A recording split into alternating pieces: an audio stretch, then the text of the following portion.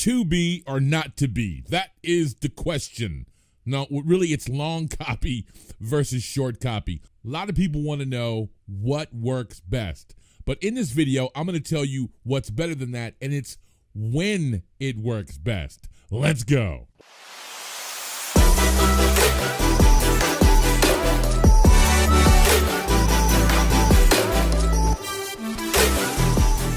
Welcome to the channel where we show you how to convert your ideas into cash. To get started, click the subscribe button, smash that thumbs up, and ring that bell so you'll know exactly when I upload all this awesome content. Let's jump right in. I have this thing about all temperature cheer. They used to call it all temperature cheer back in the day. It's an old commercial. You can Google it if you want to. Look it up on YouTube.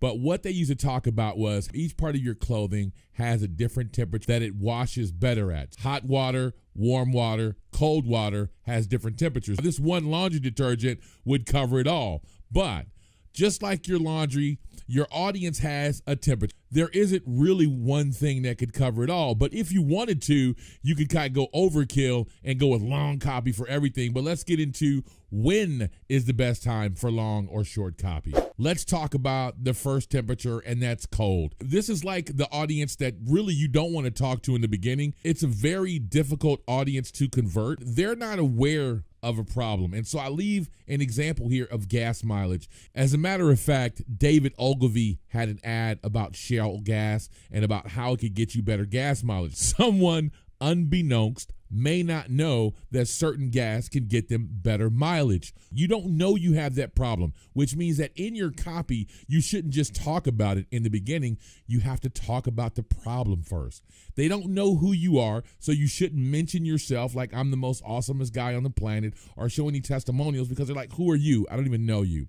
And they're not aware of the product. So you don't want to just come right out and say, grab my product, Shell gas is the best gas. In his book, Breakthrough Advertising, Eugene Schwartz talks about if you have this cold audience and they don't have any idea who you are, you don't mention the product whatsoever, you don't talk about yourself, and you just make them aware of a problem that could exist and maybe they have that problem. And when you start talking about that problem first, that's when they're going to realize, well, man, this could be me too. That's how you want to kind of start off, is telling a story and talking about a problem first. And that's where long copy kind of fits in.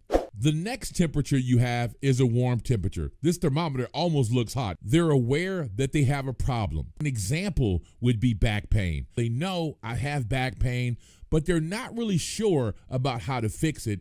Maybe they know of a few products out there, but they're not really sure what product works better, but they don't know you at all. So the best thing to do is to, when you write your copy for this is kind of still almost long copy, but you don't have to really make them aware of a problem. You can kind of just say, like for instance, if you were calling people out, attention, people with back pain, or do you or a loved one you know suffer from back pain? This type of thing like that. They already know, yes, I suffer from back pain. They're calling me out.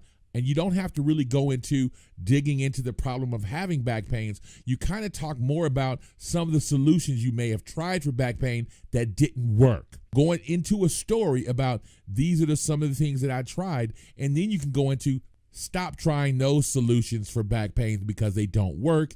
Here is a solution that could possibly work for you. And that's kind of when you want to go into like a medium audience. You don't really talk about, again, yourself or your product because they don't know you. Bringing them tons of value in the form of some long copy would work. And that's when you start using less copy. This is red hot. Obviously, you can see the temperature and you can see that the thermometer is just about to burst right now. And these people know you. You have to beware of preaching to the choir. They know who you are, they know they have a problem, and they know your product. And these are the ads that you see that just say 50% off my blah, blah, blah product, or $25 off the product within the next blah amount of time or whatever, right? While supplies last. These are the things that just say, this is my dog collar. You have a dog, buy my dog collar. They know who you are. They know you've purchased before, or you've been to their website, or you filled out some type of product warranty or a rebate or something that way, and you sent that in, and now they know that you've actually purchased that product. So you're a hot customer. They know you have a dog. They know you don't want your dog to get run over. They know you're interested in their leashes, so they send you something saying, hey, these leashes are $6.99, or get 2 for $5.99, or 2 for 1, or whatever the price may be. If you get my point, that is short copy.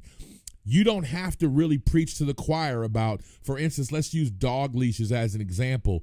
You don't have to talk about how keeping your dog on a lead is going to keep your dog safe, or it's going to help discipline your dog, or whatever people use dog leashes for. It doesn't matter. The point is that you don't have to preach to the choir about them and why they need a leash. They know why they need a leash.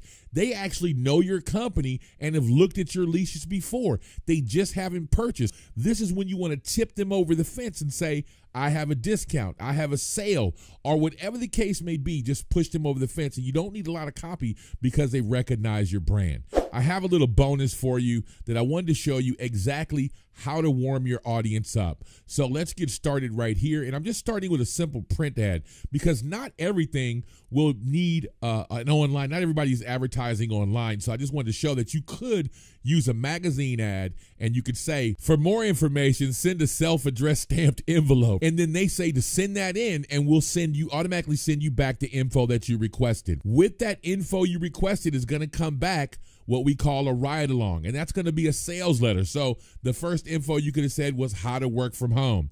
They're going to give you some information on how to work from home. However, if you want to know more information and go more detailed, I have a course that you can purchase right now for blah, blah, blah, blah, blah. Just go to blahblah.com, fill out the order page, and make your purchase.